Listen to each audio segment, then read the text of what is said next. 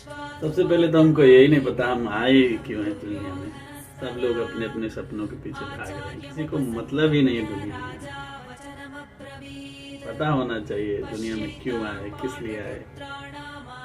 अगर हमें ये बात पता चल जाए कि हम क्यों आए, तो आदमी के अंदर एक पेशेंस आ जाता है। किस लिए आए हो? मैगी खाने थोड़े आए हो, लंठाई करने थोड़े आए हो, नौकरी करने थोड़े आए हो, मरने के लिए थोड़े आए हो। इंसान का मेन उद्देश्य जो है उसे पता होना चाहिए।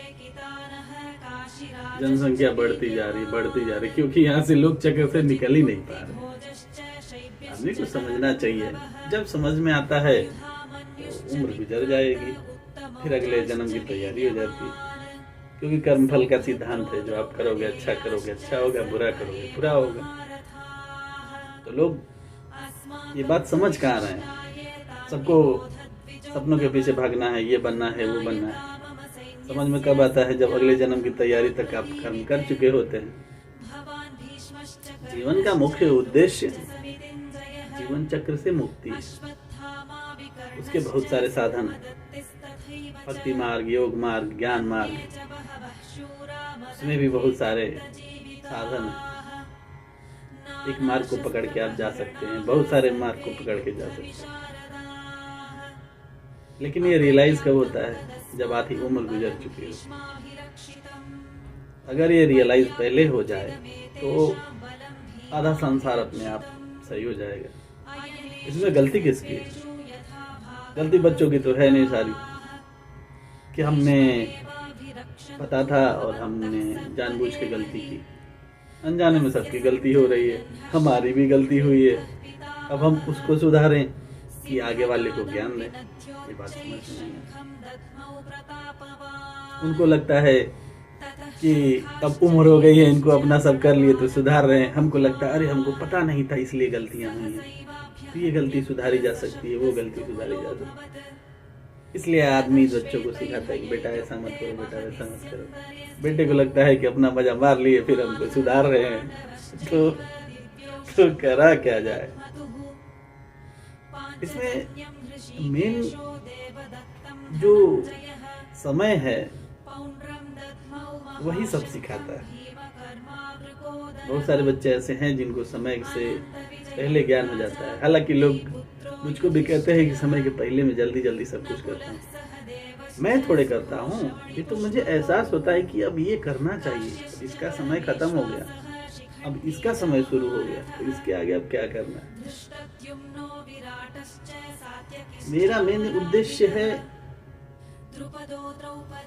ज्ञान अर्जित करना।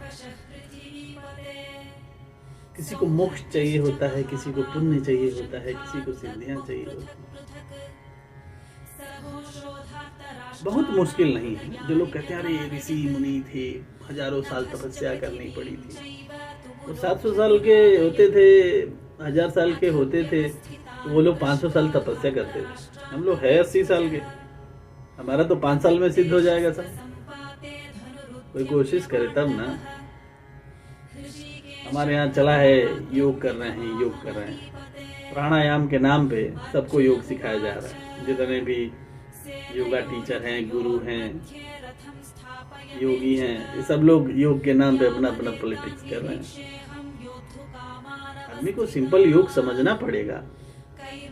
अरे जब हमको पता नहीं रहेगा तो बताएगा कौन? आप लोग हठ योग की सारी मुद्राओं को योग समझ के कर रहे हो, वो प्राणायाम है, वो योग नहीं है। वो योग का चौथा अंग है बस प्राणायाम। ना आपका यम सही है, ना आपका नियम सही है, कहाँ से सिद्ध हो जाएगा योग?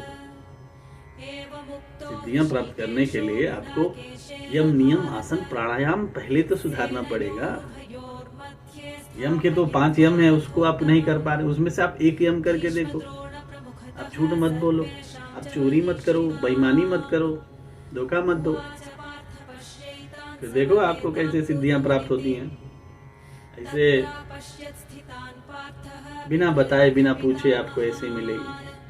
पहले जितनी मेहनत नहीं करनी पड़ेगी, क्योंकि हम है ही 80 साल मुश्किल से जिएंगे, तो हमारा तो 5-10 साल में जो होना होगा, कि जितना ज्ञान चाहिए होगा उतना ज्ञान मिल जाएगा। जैसे जैसे हम योग सीखते जाते हैं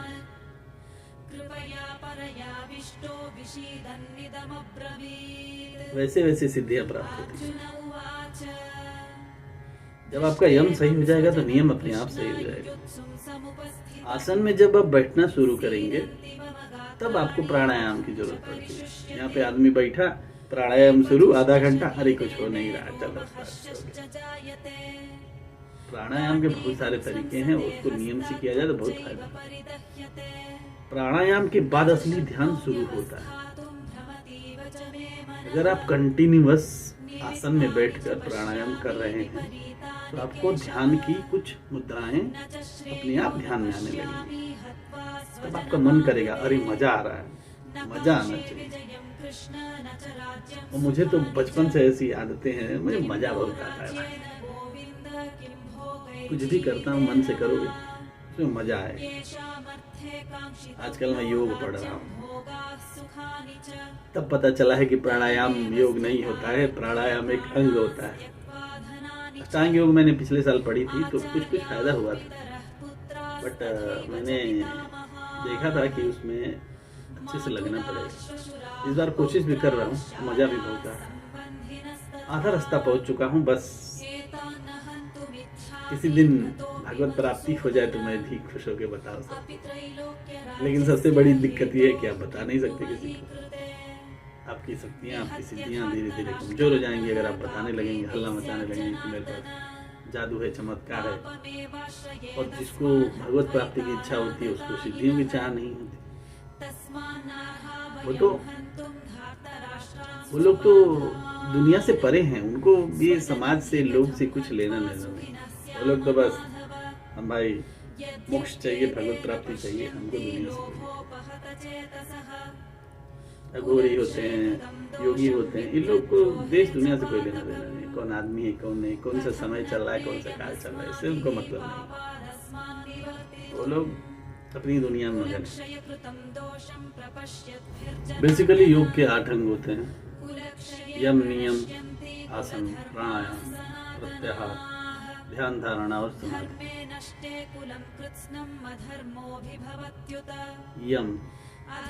यम जो होता है आपकी मानसिक स्थिति से जुड़ा, जो आपका मन करवाता है। 5 प्रकार के यम होते हैं, जिसमें झूठ न बोलना, पाप न करना, धोखा न देना, चोरी न करना, ऐसे यम होते हैं। नियम आपकी दिनचर्या से जुड़ा होता है। आप हमेशा नियम से रहिए, ये नहाइए, धोइए, खाना खाइए, सोइए, सब नियमित होना चाहिए।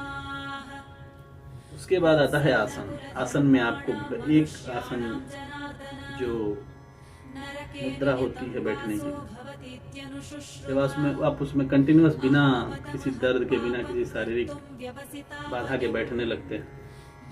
आसन बहुत सारे हैं, 3 आसन ज्यादा फेमस है। उनमें से कोई भी जो आपको अंदर से लगे कि मेरे लिए अच्छा है, वो अपने आप पता चल जाएगा। बॉडी जब आप बैठेंगे 3-4 दिन में, तब वो पता चल जाएगा। उसके बाद आता है प्राणायाम, जिसको लोग आजकल योग कह रहे हैं, वो एक अंग है प्राणायाम की। वैसे तो आप जाएंगे अगर हठ योग में तो बहुत सारी मुद्राएं बताई गई, बहुत सारे प्राणायाम बताए गए, लेकिन अष्टांग योग में सिर्फ 3 मुद्राएं। एक सांस अंदर खींच के रोकना, एक सांस बाहर खींच के रोकना और एक चलती सांस बीच में रोकना। बस इतना ही प्राणायाम होता है। बाकी लोग तो ये आसन, वो आसन। उसके बाद आता है प्रत्याहार, कंट्रोल। आपकी इंद्रियों पे, मन पे, सब पे कंट्रोल जो करने की प्रैक्टिस होती है, वो होता है। फिर आता है ध्यान। सब पे कंट्रोल हो जाएगा तो ध्यान अपने आप आपका केंद्रित होने लगेगा। तो ध्यान जब लगना शुरू हो जाता है तब वो ध्यान शुरू हो जाता है, और जब रुकने लगे आपका ध्यान, वहाँ पे धारणा शुरू हो जाती है। और ध्यान जब तक चाहें तब तक रुक जाए, तब वो समाधि की स्थिति होती है, उसमें आप रुकेगा नहीं। और इसमें बहुत मजा है, जो कर रहा है उनको बहुत मजा आ रहा है भाई। हालांकि मैं भी थोड़ा प्रैक्टिस कर रहा हूँ, मुझे भी मजा आ रहा है।